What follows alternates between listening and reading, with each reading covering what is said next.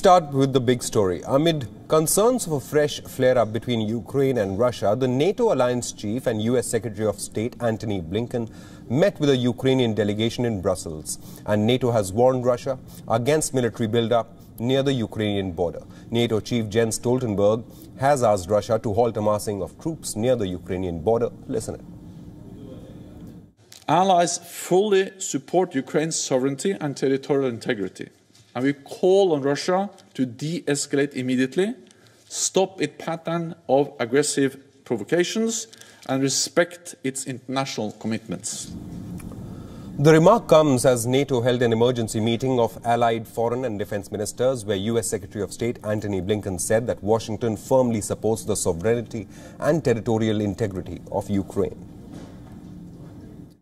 The United States stands firmly behind the sovereignty and territorial integrity of Ukraine, and I'm here to reaffirm that with the foreign minister today.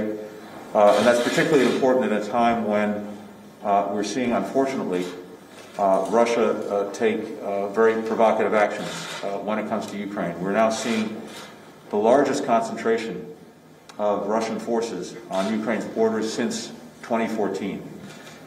And that is of deep concern not only to Ukraine, but to the United States and indeed to many of our allies and partners. US President Joe Biden and German Chancellor Angela Merkel have also agreed to call on Russia to reduce its troops. Germany has accused Russia of seeking provocation with its massive troop buildup. German Defense Minister told local media that his impression is that the Russian side is trying everything to provoke a reaction, adding that together with Ukraine, we won't be drawn into this game.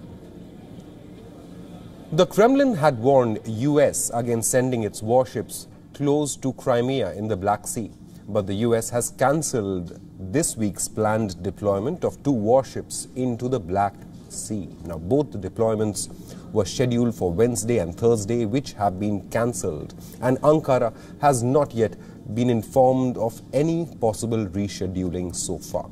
US Navy ships routinely operate in the region, however, in support of Ukraine.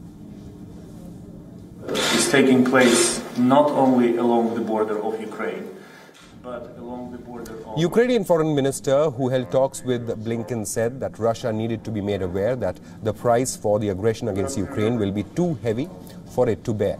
Earlier, Ukraine said that Moscow refused to hold talks with Kiev.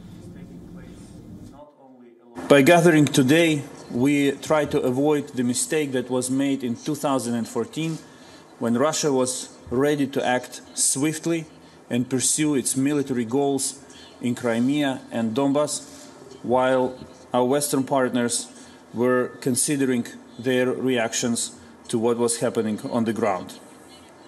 Russia will not be able to catch anyone by surprise anymore. Ukraine has released a fresh video of military drills at the eastern border with Russia. It has hinted at possible Russian plans to store nuclear weapons in Crimea. This would signal a massive escalation in tensions, including raising the stakes to that of a possible nuclear attack. Joining us on this broadcast now is WION correspondent Stuart Smith, who's joining us live from Brussels. Stuart, we heard the German side say that Russia is seeking a provocation, and the Ukrainian defense minister says the same, and he's in fact gone ahead and given numbers of the Russian military buildup. He says that more than 110,000 Russian troops are now stationed along the Ukrainian border.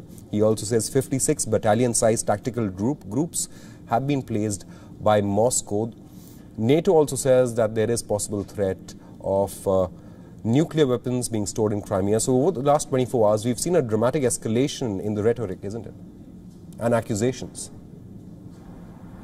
It's dramatic escalation, definitely, but some interesting insights from the US Defense Secretary here in Brussels yesterday. When asked by journalists what NATO was planning to do, what kind of steps could be taken, there was a very non-committal answer, and in effect only suggesting that the same measures that have already been taken to try and prop up Ukraine's defence might just simply be extended. Simply that the US has provided non-lethal materials to Ukraine, as well as some weapons and some trainers for the Ukrainian Navy, and the US would look to do the same again going forwards based on Ukraine's needs. So although tough words coming out from US Secretary of State and the US Defence Secretary here in Brussels, in terms of what they will actually commit to doing, not very much, and nothing coming out about exactly what firm steps will be taken. But as we're seeing with the withdrawal of those 2 warships, which had been planned to enter the Black Sea long before this escalation took place, some signs that the US, Russia and NATO are trying to at least talk and bring down the heat a little bit. It doesn't seem to be what the Ukraine government is seeing in terms of these increasing numbers on the border, but President Biden and President Vladimir Putin of Russia have been speaking on the phone, and the US Secretary of State Antony Blinken said in Brussels that this is a part of a strategy to at least be incredibly clear about what's acceptable, what's going on, and what motivates either side, because at the very least they can talk frankly and clearly on the phone, even if they don't agree with the political situation on the ground. Stuart Smith, thank you so much for joining us from Brussels with these updates.